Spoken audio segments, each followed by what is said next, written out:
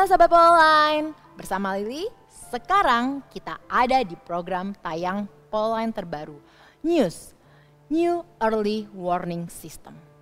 Di program tayang ini kita akan membahas segala sesuatu mengenai sejarah, asal-usul berbagai peristiwa yang pernah terjadi, nama tempat, tokoh yang ada di dunia, di negara kita, dan khususnya yang ada di Alkitab. Sebelumnya, kenapa sih program tayang ini disebut news? Karena di dalam program tayang ini kita akan membagikan berbagai informasi yang mungkin saja baru bagi Sobat Pololine. Selain itu, news bisa menjadi sarana sistem peringatan awal ketika kita membaca atau mendapatkan berita yang berada di area abu-abu, supaya kita tidak terjebak di dalamnya. So, let's get started.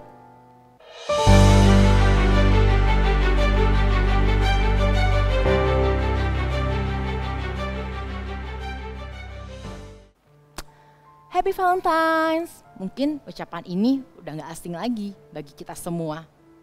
Bahkan ucapan ini banyak kita dengar di hari ini, mengingat tanggal 14 Februari di mana banyak orang di seluruh dunia merayakan Valentine.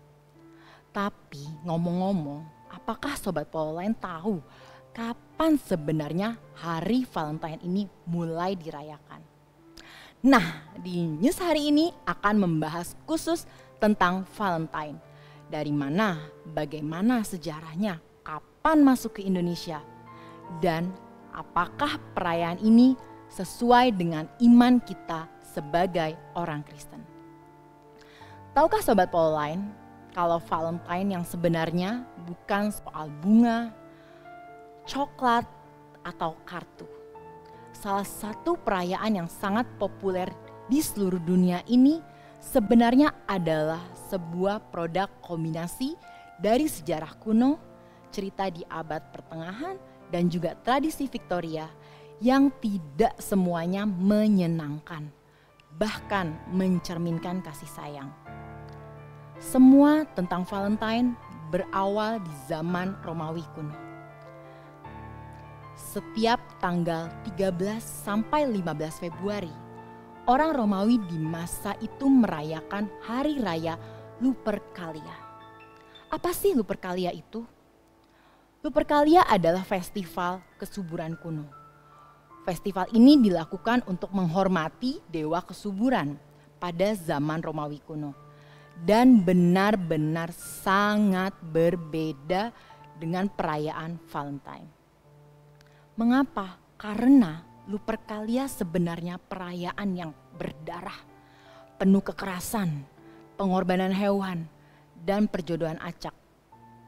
Tradisi ini dinilai tidak bermoral dan tidak melambangkan kehangatan atau kasih sayang. Tujuan perayaan Lupercalia ini sendiri adalah untuk menangkal roh-roh jahat dan kemandulan. Perayaan dimulai dengan pengorbanan hewan. Para pria Romawi akan mengorbankan kambing. Lalu kemudian kulit kambing tersebut untuk mencambuk wanita manapun yang mereka jumpai. Asal Sobat Pololine tahu, para pria itu berlarian ke sana ke sini, mencambuk wanita yang mereka jumpai tanpa mengenakan satu helai pakaian pun. Gak kebayang sih gimana zaman pada waktu itu, untuk tidak insecure banget kita ya sebagai wanita. Oke, kita lanjutkan. Selain itu, selama Lupercalia, para pria Romawi secara acak memilih nama wanita dari guci besar untuk disandingkan dengan mereka selama festival berlangsung. Seringkali pasangan ini tetap bersama sampai festival tahun berikutnya. Bahkan banyak yang jatuh cinta dan menikah. Bener-bener random ya untuk pemilihan pasangannya. Gak kebayang sih perasaan para wanita saat itu gimana. Namun pada akhir abad ke-5 Masehi, Paus Gelasius pertama menghapuskan perayaan pagan Lupercalia itu dan menyatakan 14 Februari sebagai hari untuk merayakan kemartiran Santo Valentine. Tidak jelas Valentine mana yang awalnya didedikasikan untuk hari ini. Tapi setidaknya ada 2 orang kudus yang berbeda yang tercatat bernama Valentine dan Valentinus, yang semuanya menjadi martir. Salah satu legenda menyatakan bahwa Valentine adalah seorang pendeta yang bertugas pada abad ketiga di Roma. Ketika Kaisar Claudius II memutuskan bahwa pria lajang bisa menjadi prajurit lebih baik dibandingkan pria yang sudah beristri dan berkeluarga, ia melarang pernikahan bagi pria muda. Menyadari ketidakadilan keputusan tersebut, Valentine menentang Claudius dengan terus menikahkan pasangan kekasih muda secara rahasia. Pada akhirnya tindakan itu diketahui oleh Claudius dan ia pun memerintahkan agar Valentine dihukum mati. Legenda yang lain menyatakan bahwa Santo Valentine adalah seorang uskup dari Terni dan ia adalah pemilik nama sebenarnya dari hari raya itu. Ia juga mati dipenggal oleh Claudius II di luar Roma.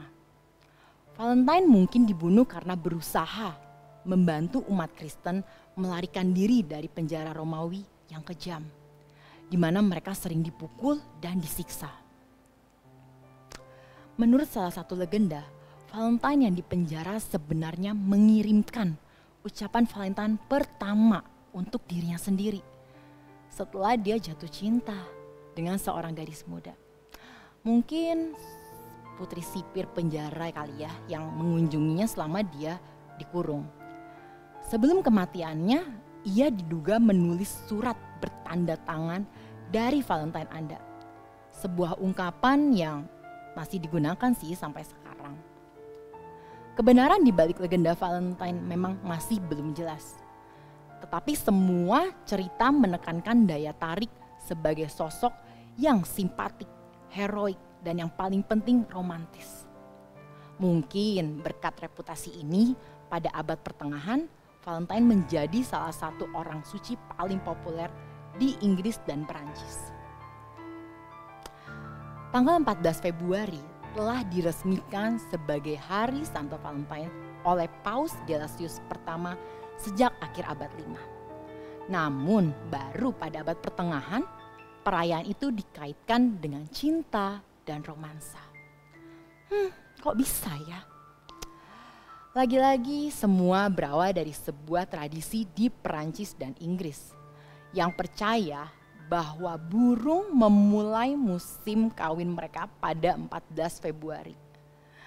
Nggak kebayang sih, cuma karena burung memulai musim kawinnya. Oke. Tapi berdasarkan kepercayaan inilah kemudian Valentine dinyatakan sebagai hari kasih sayang. Penyair Inggris Geoffrey Chaucer adalah orang pertama yang mencatat Hari Santo Valentine sebagai hari perayaan romantis dalam puisinya yang berjudul Parliament of Fools pada tahun 1375.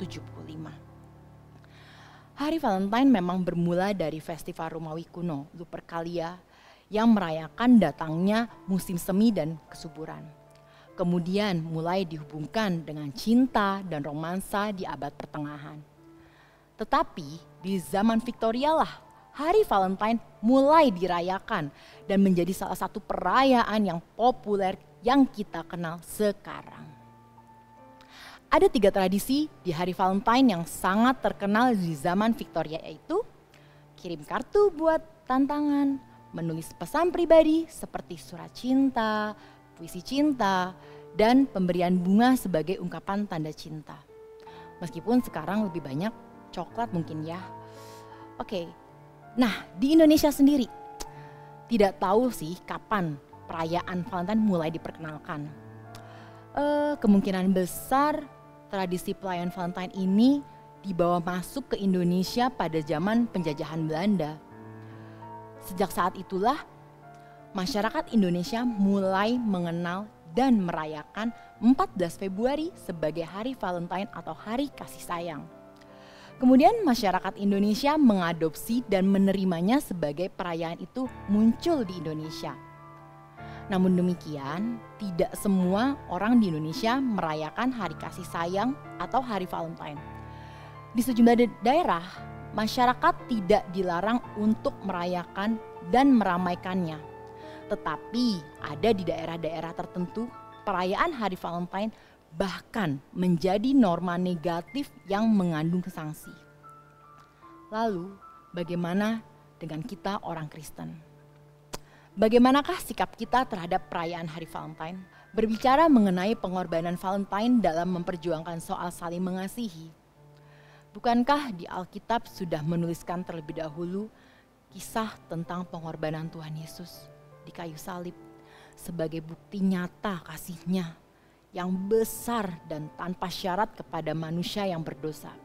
Seperti yang tertulis di dalam kitab Injil Yohanes 3 ayat 16. Dan bukankah Tuhan Yesus juga telah mengajarkan kepada kita untuk mengasihi sesama kita, bahkan mengasihi orang-orang yang membenci kita, seperti kita mengasihi diri sendiri. Itu pun tercatat di dalam kitab Injil Matius 22 ayat 37 sampai 39.